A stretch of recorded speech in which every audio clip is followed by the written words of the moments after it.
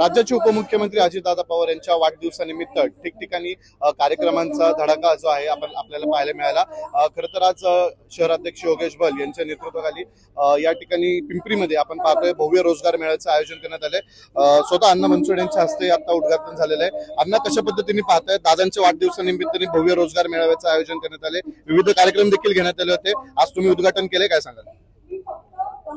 आदरणीय दादांच्या वाढदिवसानिमित्त पिंपरी चिंचवड शहर राष्ट्रवादी काँग्रेस पक्षाच्या वतीने पक्षाचे अध्यक्ष योगेशजी बल यांच्या मार्गदर्शनाखाली राज्यस्तरीय बुद्धिबळ स्पर्धा, राज्यस्तरीय कॅरम स्पर्धा, वृक्षारोपण असे विविध कार्यक्रम गेली 8 दिवसापासून या ठिकाणी मोठ्या संख्येने भरवण्यात आलेले। आज जर बघितलं असेल तर तुम्ही भव्य नोकरी महोत्सव या ठिकाणी आयोजित केलेला आहे।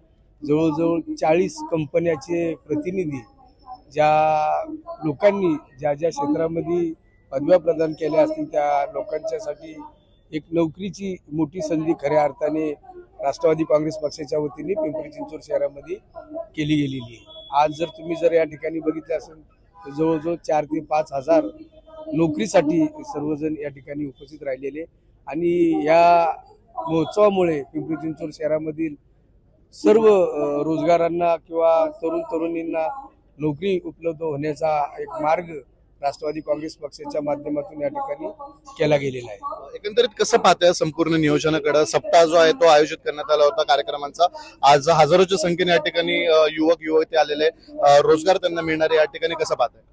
तसं बघितलं तर पिंपरी चिंचवड शहराचा चेहरा मोहरा बदलण्याचं काम आदरणीय दादांनी गेली 15 ते 20 वर्षापासून पाहिलेले। शहराचा विकास करत असताना विद्यार्थ्यांना किंवा तरुणींना नोकऱ्याच्या उपलब्ध झाल्या पाहिजे, त्या दृष्टिकोनातून आदरणीय दादाच्या नेतृत्वाखाली खऱ्या अर्थाने या ठिकाणी हा महोत्सव आयोजित केलेला आहे। निश्चितच पाहतोय आपल्यासोबत आता विधानसभेचे उपाध्यक्ष अण्णा बनसोडे होते, त्यांच्या हस्ते आताच या ठिकाणी रोजगार मेळ्याचं उद्घाटन झालेलं आहे आणि त्यांनी या कार्यक्रमाला शुभेच्छा दिल्या। व्हिडिओ जर्नलिस्ट भानुदास शिवरायसह प्रसन्न तरडे, आपला आवाज, पिंपरी चिंचवड।